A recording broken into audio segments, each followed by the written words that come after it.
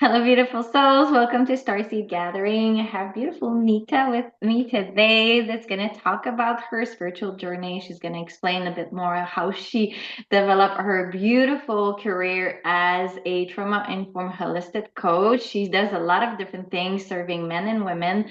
So, welcome, beautiful. I'm super happy to have you with us. You're in Mexico. Lucky you, where I used to be.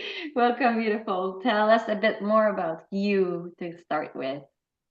Thank you so much. Thanks for having me on here, Annabelle. So nice to meet you. And we met through one of my breathwork sessions, right? Right when you moved back to Canada. So thank you for having me. So yeah, my name is Nita Chakrbarty. I am a trauma-informed holistic coach, an intuitive teacher, and a healer. A lot of what I do is I combine spirituality, esoteric teachings, Western medicine and Eastern medicine, as well as cutting edge psychological. And I have a multimodality healer, as you can see, that I've gone into and studied a lot of different things. And I've created my own method called Soul Embodied Method. Before all of that came about, we don't accidentally become a trauma informed coach, right? So Right. I've definitely Definitely. gone through a few things in my life, although I look very young. From a very young age, I grew up in Bangladesh, and I moved to the States with my family in our early teenage years.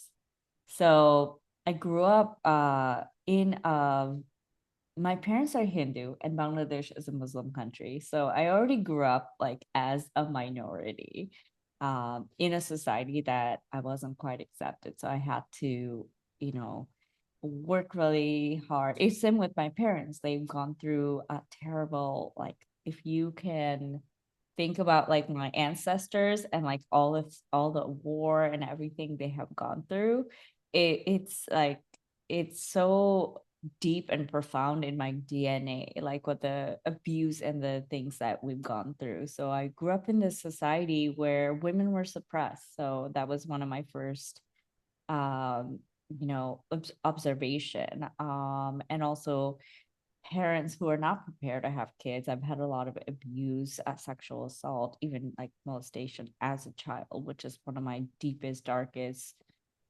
trauma that I've had to go through and heal myself. And a lot of it I'm still working through. It's not just, hey, I'm perfect, I'm healed, I'm here to heal you. So it started at a very young age, and even from an ancestral lineage, let's say. And I'm the black sheep of the family. I'm the one that, like, came in and I just said, I no longer want to live my life like this. Well, we moved to the States for a better life. My parents had the opportunity to move there. So we moved to the States when I was about 11 years old. And I didn't speak English, so it's one of those things I had to learn English. And again, this theme of just being minority, not feeling belonging in my environment came about. Always felt like that, and no matter wherever I went, which also gave me so much curiosity to learn about other cultures and learn about other people. So yeah, it was definitely a trivial moment in my life where I really had to prove myself. I was quite shy. I was always smart but shy, right? Like I always noticed I had all these gifts. I'm highly sensitive.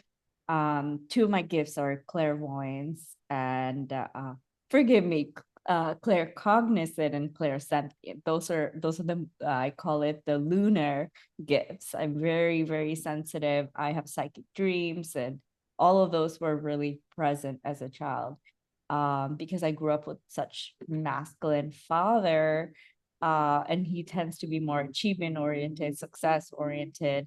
I started to really repress those and started being more in my masculine, right? I grew up in a way that I always had to achieve. I have to be the best version. I was always number one in school.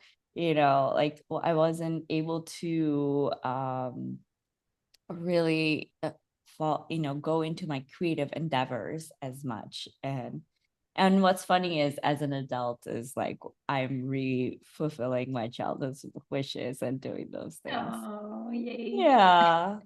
So in my background really is I studied like the typical uh, you know I call it the Brown family, where, you really have to achieve and you have to prove yourself to school. So I went to a really great university. I got a great job. So like in the corporate, climbing the corporate ladder. Meanwhile, like I'm getting all these like diagnoses and like really symptoms. I even had autoimmune diagnosis at a very young age. Especially one of them was Hashimoto, right?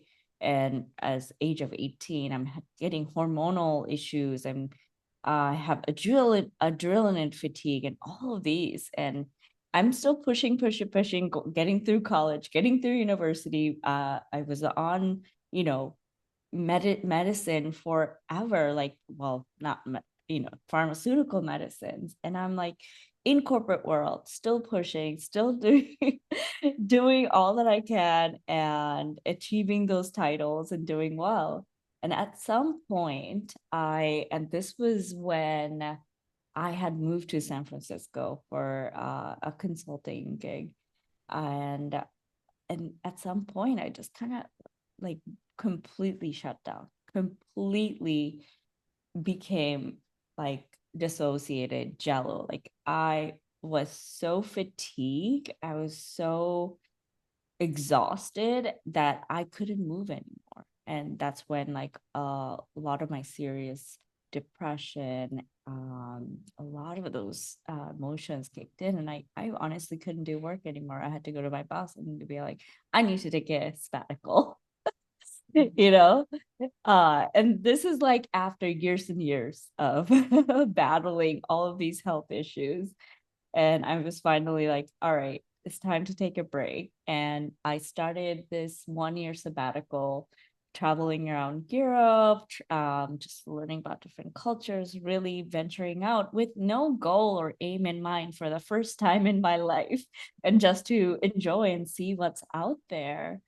And already before this, I was doing this as much as I could during my vacation and learning about different modalities and different Eastern medicine. So this was the first time I was like, okay, I actually have the time and spaciousness to think about what the heck I'm doing in my life. I Right. don't know, like open up my perspective. So definitely went through one of the another spiritual awakening during this process, where I was connecting back to myself. And I went to also India at the Himalayas. I went to Nepal. I studied yoga and astrology and many things that were just calling to me. And all this, when you start to open up to the world, when you start to open up, your guides start to show you all these different paths, and you get all this synchronicities and beautiful things happen. You meet beautiful people. So it's like the alchemist. I went and traveled all around the world, and I think about 40 some countries to this day. And I literally went to like the shamans. I went to the ancient yogis. Lived in an ashram. I went and climbed the Himalayas and the Dolomites. I spent 40 days in the mountains alone.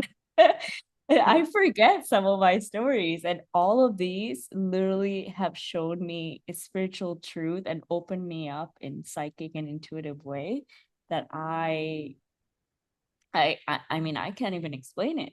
Yeah, it opened up so many of my gifts and sensitivities. So when I came back home, and then back then it was San Francisco, and I went to my old job in corporate, Right.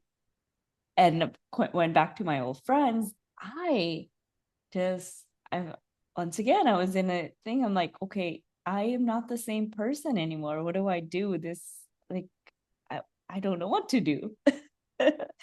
So once again, like I was went back to my old ways, our unconscious mind, like safety, like financial safety or safety of having friends. And now I was totally different version of me. And I because I went back to all the old ways and patterns, I was seeing like there's so much resistance. Nothing else was working out. So at some point, it still took me like a year or two to be like that. I completely call it quits. I don't know what's gonna happen next, but I give up. Mhm. So now I went and learned even more, got myself certified in coaching and different modalities. And now I do what I do. I serve, and this is what brings me so much energy. I'm a breathwork facilitator as well and founded my own breathwork. That was one of my profound awakenings. When I was traveling, I went to Spain and I worked in a yogashala. And this was one of another profound experiences I've had. Um, it was in the middle of nowhere. Do you know Spain well? Or do you know Um, like, I actually went to 7 cities. That's been a long time. It was like a solo travel back in 2012, I believe. Yeah, so I know a little bit, but I yeah. can't say I know everything about it. So I was close to Granada and in Hmm. between and Malaga in this Yes, so mountain area, beautiful. very Yeah. close to Langeron. Um, it's in like the Sierras. And I was working in this yoga shala, and that's where I like started seeing a lot of healers. They were like sound healers, they're psychics, they're channelers, and I was putting them on pedestal, right? Like back then, I was like, oh my God, these amazing healers, like, I want to be like Right. and something like I was already having all of these a lot of things come up, things were shifting and changing. And then one day I woke up with so much pain in my abdominal area. And I'm a hard worker, right? So like I was working there and through the pain, I was still working and one of the chefs was like, "Hey, you look quite pale. Are you okay?" I'm like, "No, I think I'm gonna take a break." Like I'm gonna go home to my casita and rest. I don't think I can go on today. And must have been something I ate. Few hours later, and I'm in the middle of nowhere, like barely any self-service or anything. One of my friends come and I'm like screaming in with pain. At this point the pain has gotten so crazy and she was like, "Oh my God, Nita, like you are never like this. There's something horribly wrong." Like, and I was like, "Yeah, I asked my guides." And they said it was my appendicitis. I need to go to the hospital. My And God. sure enough, it's like middle of nowhere. I was like taken to a hospital, like almost about my appendix was almost about to burst. I had to get emergency surgery. And during this time, I had this beautiful dream. And you have to keep in mind, I am not as connected with my guides or like I'm Right. still going through my awakening Learning. Uh-huh. process and how to work this, right? So in my dream, I'm with a council of people, which now are my guides.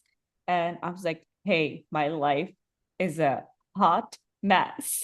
What the heck am I doing?" They're like, "Go to Peru, go to Peru." So I Oh my come to my God. surgery and I'm like, I never wanted to go to Peru. That wasn't my thing. Like, I don't really, why? And 2 days later, or as soon as I could, I booked a ticket to Peru. Like I came home to San Francisco again. I already had quit my job and everything before, and I was doing something else. And I just like got rid of everything. I kid you not. Not that I was ever quite materialistic, but I had so many material things, and like my whole construct just like broke down, and I just gave away everything, and I just said goodbye, States. And I Right. went through, and that started like a whole another journey. I'm trying to remember why I was telling you this. Oh, and this by this time, I was already like studying a lot of yoga and breath work, and I had this profound breathwork journey where I've reconnected back to my pleasure and bliss in a whole body different way through one of my mentors. And I was just like, this is my thing. So the breathwork that you experience is like combination of all the different ones I learned. And this is one of the, easiest and the most magical things we can do for ourselves, and it's free. So Right. definitely it's one of my tools and practices. I'm so, no matter how like star city and how connected we can be, one of the things I really love to teach and embody myself are my grounding practices. We came here on earth, and these are the practices where we can live our best life, live our most expressive life. I'm not here to wait for anyone to come rescue me in a ship. I am not sure. Like, I definitely went that route before and like really started being up here. And now I'm more like, all right, what are those grounded practices and teachings so I can best serve myself and as well as work with the people that I do, especially back then. I'm so science-based and evidence-based, so I remember being quite hyper vigilant, quite skeptical around any healers. And Mm. I'm thinking from that perspective, like if I'm calling myself psychic, medium, intuitive, and like, how do I talk to ones that have no idea what that means? Or I don't want people to also put me on a pedestal like I did before to others, right? Right. So coming back to all of my grounding approaches, and that's what the soul embodied method is all about. Oh, what a Mhm. beautiful story. We have a It's lot like, in yeah. common.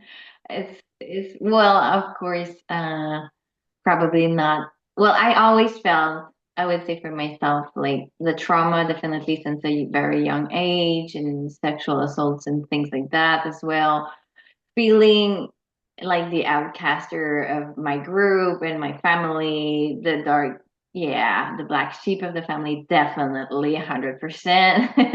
And then the Yeah. traveling, right? And why we're like brought to like, it's interesting what you said about wanting to connect more with other communities and cultures, kind of like if by understanding more and learning other different languages and just different ways of living, it connects more. We feel more connected to humanity, like we're like Yeah. feeling less alone, which is very beautiful. And it's also something that I enjoy doing. What a beautiful journey. And yeah, like you were talking about like getting rid of everything. I mean, I've done that so many times so far. Since, and the thing is like at some point you're like, oh, I don't give really, I don't care at all. Like I'm gonna buy new things when I get there, when I'm gonna Mhm. use somebody else's couches and things, and I'm gonna Airbnb myself and it's gonna be all fine, right? You just don't feel like you need to have so many things and we can gather Yeah. so much stuff. It's crazy, but when we travel then we get rid of things. And I love the part about the grounding, because I think for a lot of star seeds it's like we feel like we're down belong, we feel very different, and then at some point we connect to something that makes us feel alive, and we're like, okay, like let's go to this meditation and connect to those beings and these energies. It just feels so good. But yeah, Mhm. we have to be on this earth plane and in our body, because otherwise it's really difficult to materialize anything. It's very difficult to actually feel happiness and joy within if you're always here up there.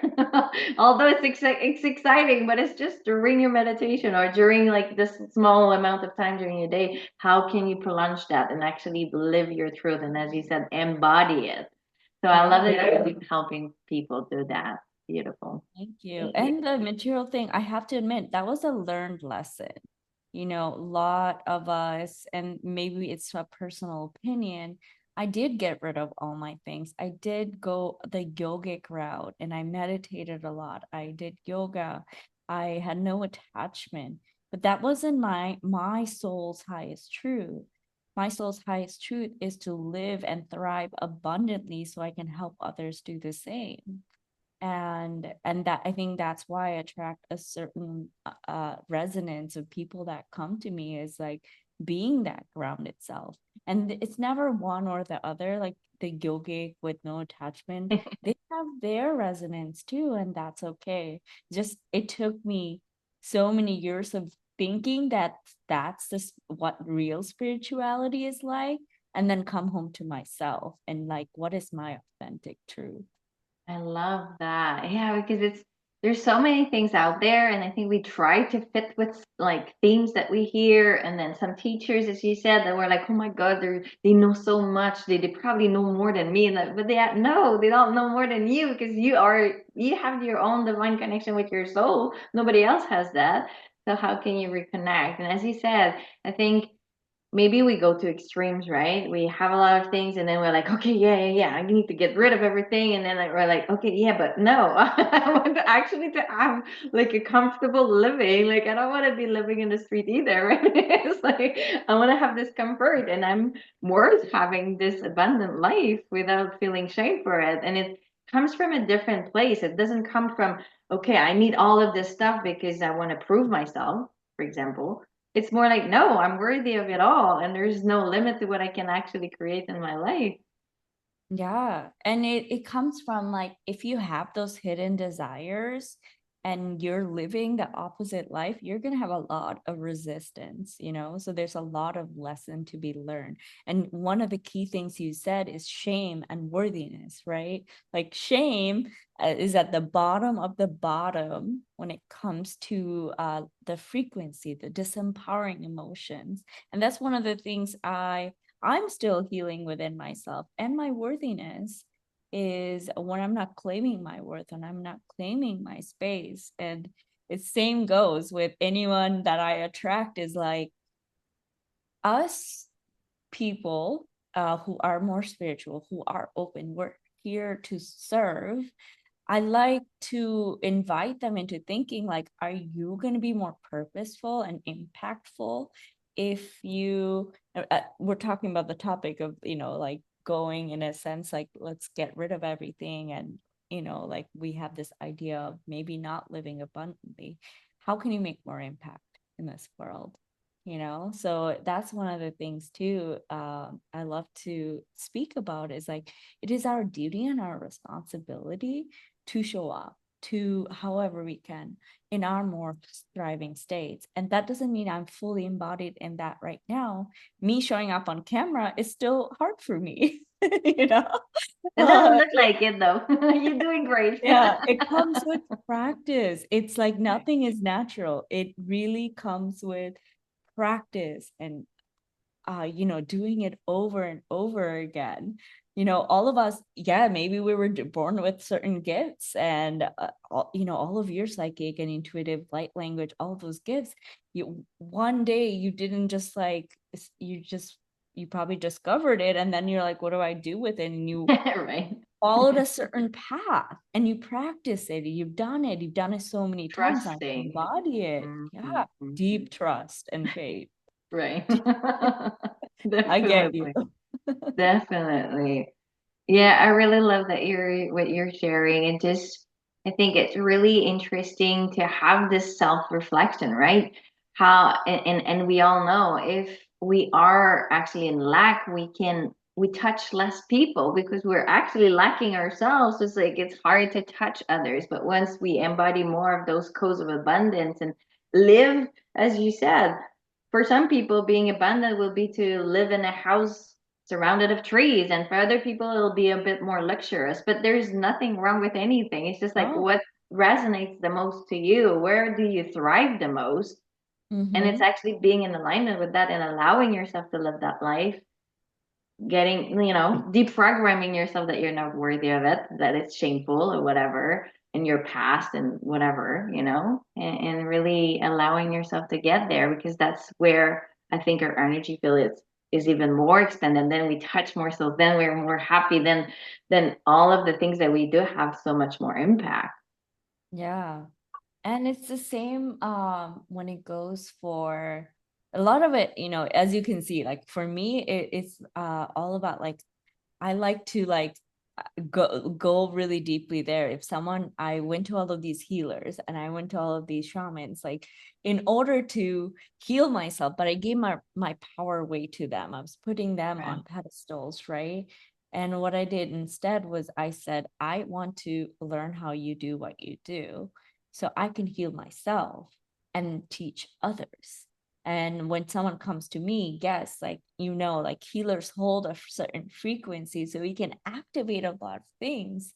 But it's up to it. There's so much responsibility within ourselves to not to give that power away and say that I choose to be entire. I choose to be whole. I choose to be healed. And there's a lot of belief work that needs to be done.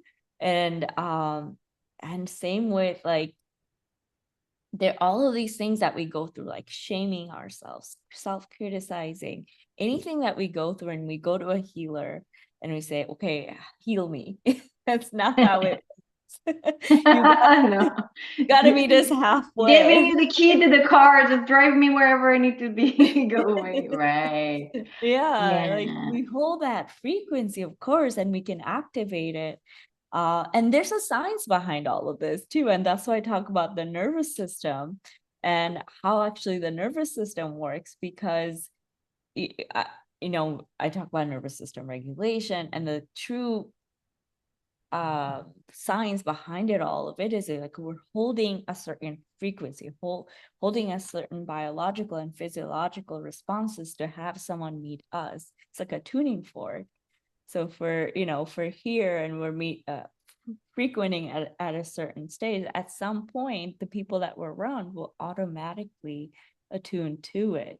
So it's also about like not being so like I'm this big healer, I'm this. It's just like being your most authentic self will heal others. And also like the people that come to me, they or you, right? Like they have to have a certain understanding, is like you can't give your power away. You can only empower yourself and get to, you know, you get to be us. It's you can be here. It's a choice. It's a Yeah. responsibility that you take. I love that. And it's so important to me too, because I think, yeah, I like even started my journey and I was like seeing the healer. First time I saw one was in 2011 and I was like, oh my God, she's so good. How can she see past lives? How can she see all of those beings? And I was like, oh my God, this is like so cool. I can do it now, but I didn't know back then. Yeah. And and it's easy when you feel that you're so far behind to like see people like a lot better than yourself, right? But we're all going through our things like and I keep saying that like I have my weeks where I'm not feeling good and I'm crying and I have to release, and yes, I'm gonna come on camera and I'm gonna speak and I'm gonna share with it from my heart, but yes, to empower you so that you know what to do for yourself. Like I don't follow people usually for years on end, because I'm like, I'm gonna give you the best I can so that you have the tools that works for you, so then you can actually continue on your own and continue your path, because you have those gifts within you and this connection with your divinity. Like we're just clearing the way together, but you have your own divine connection, and that's what we want to activate within people. Exactly. And, within our community, we I didn't know I could channel, like really, really channel until I actually worked on it. And I didn't work on it.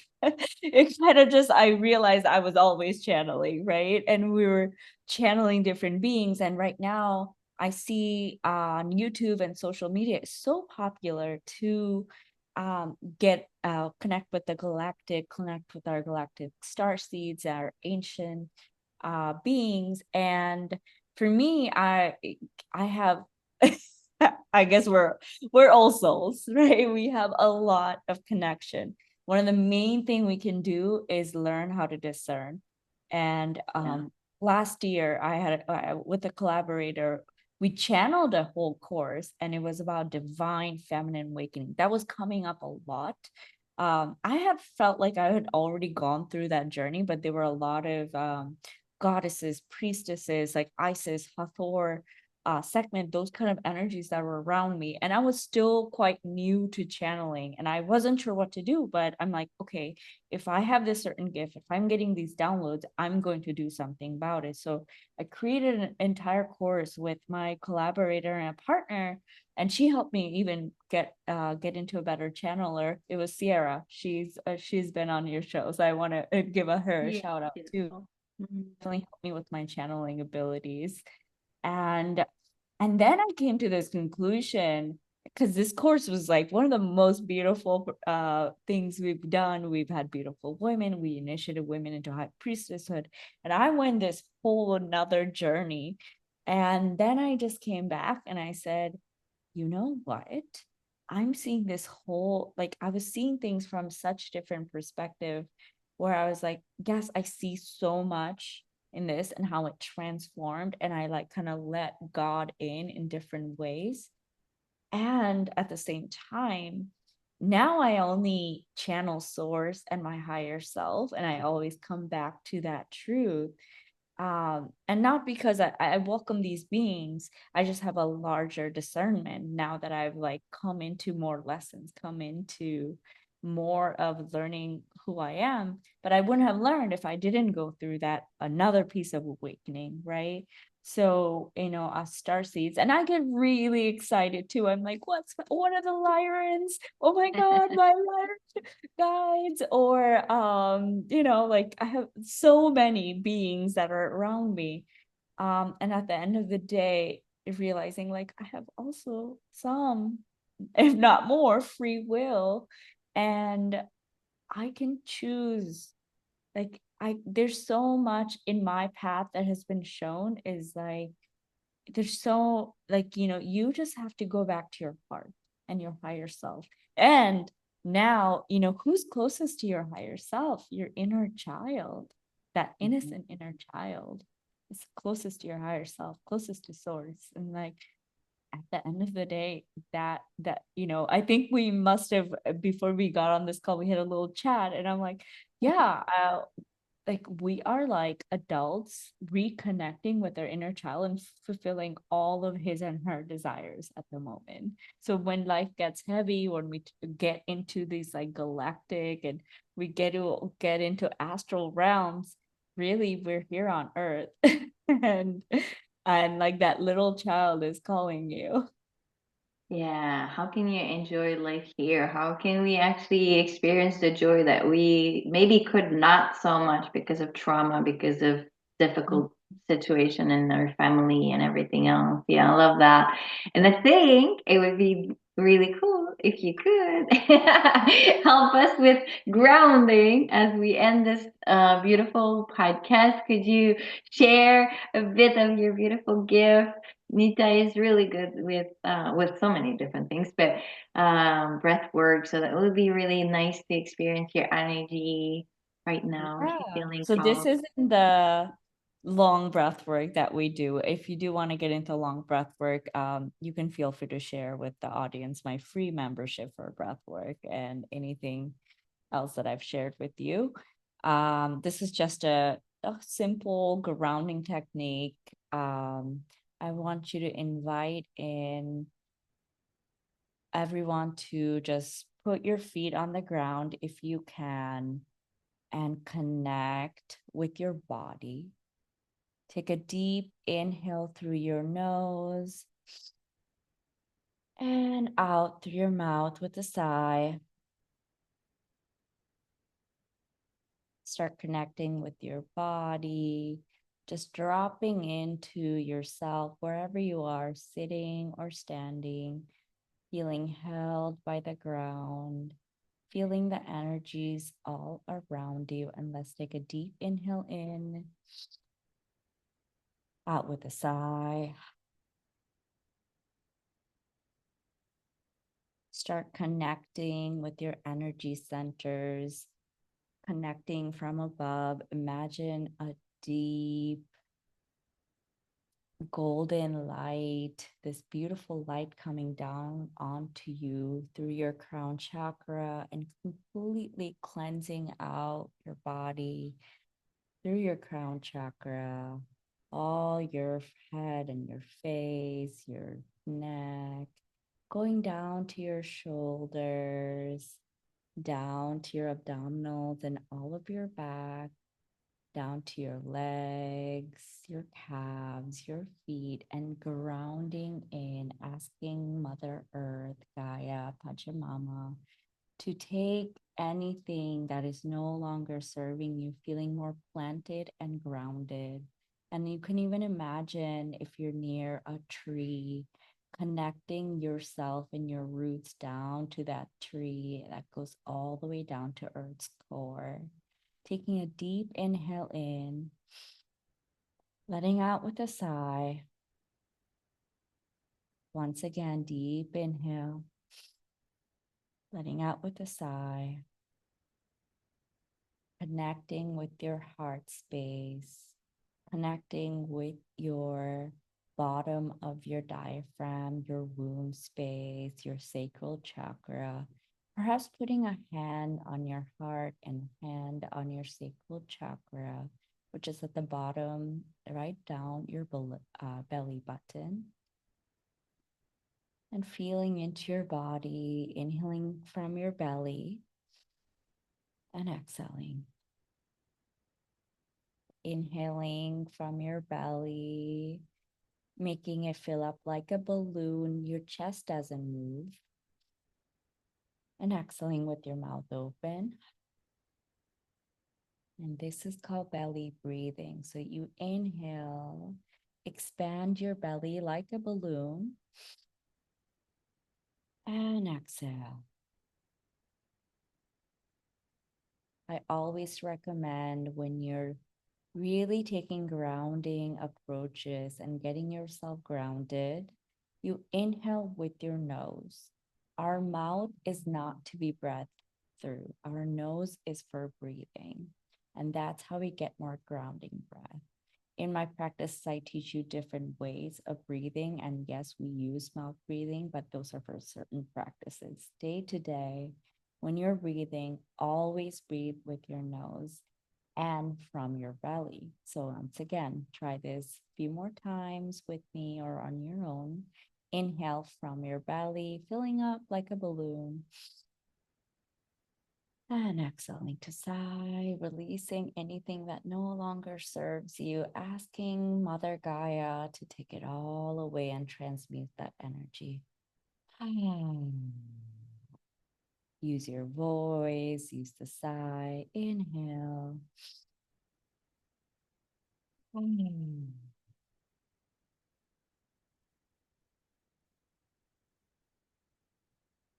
Couple more times.